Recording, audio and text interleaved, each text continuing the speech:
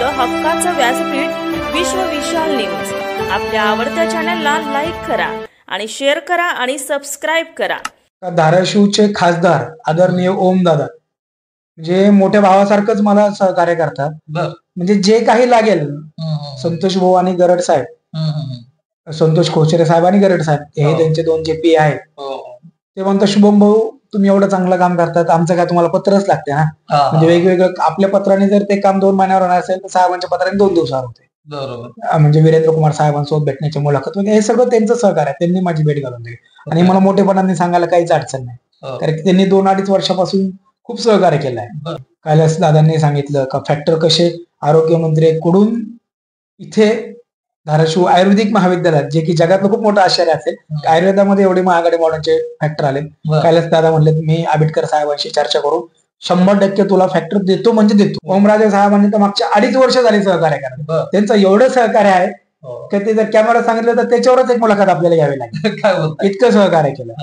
मला एक प्रश्न विचारायचा होतं, दिल्लीमध्ये खासदार ओमराजे निंबाळकर त्यांचं तुम्हाला बरंच सहकार्य झालं, त्या संदर्भात काय सांगाल तुम्ही? कुठला खासदार म्हणेल तू ये आणि माझ्या रूमवर राहा? काय बोलताय? रूमवर राहायची व्यवस्था केली खासदार साहेब, त्यांच्या बंगल्यावर होतो. दिल्लीमध्ये खासदारांच्या निवासस्थानी राहिला होतो. बर. संतोष सर त्यांचे पी आहेत. त्यांची गाडी ते सांगायची इथे, त्यांच्या गाडीमध्ये मी क्लब हाऊसला गेलो, त्यांच्या गाडीमध्ये कुठला खासदार मला सांगा, त्या दिवशी उपराष्ट्रपती पदाची निवडणूक होती. हे निवडणूक म्हणते नॉमिनेशन, आणि एनडीए आघाडीचं नॉमिनेशनचं 3 ते 4 या वेळा ते हे करत होते, उमेदवार डिसाईड करत होते. आणि माझ्याच्याने ते शक्यच झालं नाही. मी पहिले प्रयत्न मी करतो, मग खासदार साहेबांना किंवा स्थानिक आमदार किंवा मंत्री महोदयांना त्रास देतो किंवा आमच्या टीचरांना त्रास देतो.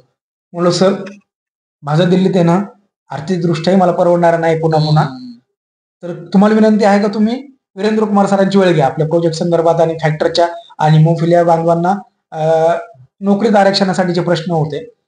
तर ओमराजे साहेबांनी तात्काळ मंत्री महोदयांच्या पीएला फोन लावला आणि सांगितलं तुम्हाला विनंती आहे का मला एक अपॉइंटमेंट उद्याची पाहिजे. तात्काळ ते म्हणे ठीक आहे सर 4 बजे आ जाओ. खासदार महोदयांची मला सोबत घेऊन अपॉइंटमेंट घेतली.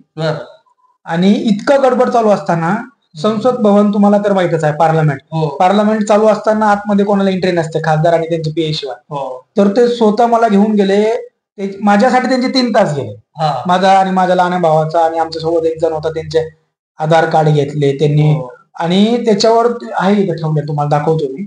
तर त्याच्यावर त्यांनी लिहिलं ह्या दोघांना मी ओळखतो आणि यांच्यावर एकही पोलीस केस नाही, यांनी जर काही मिसबिहेव्हिअर केलं त्याची सगळी जबाबदारी माझी असते. कुठला खासदार घेतो ते तर माझ्या जिल्ह्याचे खासदार नाही, मी तरी ते शिकायला आलोय. नाही म्हणे तू चांगला काम करतोय, एकच वाक्यात बोलली तुझी तळमळ मला भावली म्हणे शुभम, तू माझा लहान भाऊ याचपासून तू कधीही सांग, काही तुला मदतीला मी तयार असेल. मग त्यांनी इंडियाचं उपराष्ट्रपदाचं चालू असताना सुद्धा माझ्यासोबत मिटिंगला आले, पळत आले. त्यांच्या शहराचे म्हणजे धगधगीचा जो आवाज होता तो मला स्पष्ट दिसत होता. दादा आले, संतोष भाऊ त्यांचे पियांनी खूप सहकार्य केलं, गरड सर इथले पी आणि सगळं ऑफिस. म्हणजे ओमदादांनी सांगून ठेवलं काय शुभम आहे असे डॉक्टर आहेत, त्यांना कुठलंही पत्र किंवा कुठलंही काम असेल तर अडवायचं नाही, करून टाका.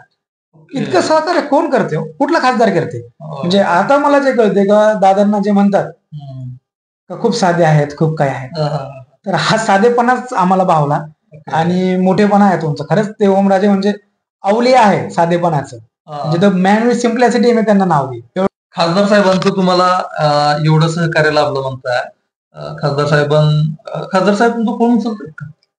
खासदार साहेब म्हणजे त्यांनी मला स्वतःचा पर्सनल नंबर पण तुमच्या माध्यमातून मला मिळाला, आणि खासदार साहेबांना मी फोन उचलतात का नाही या प्रश्नाचं उत्तर मी त्यांना फोनच लावला.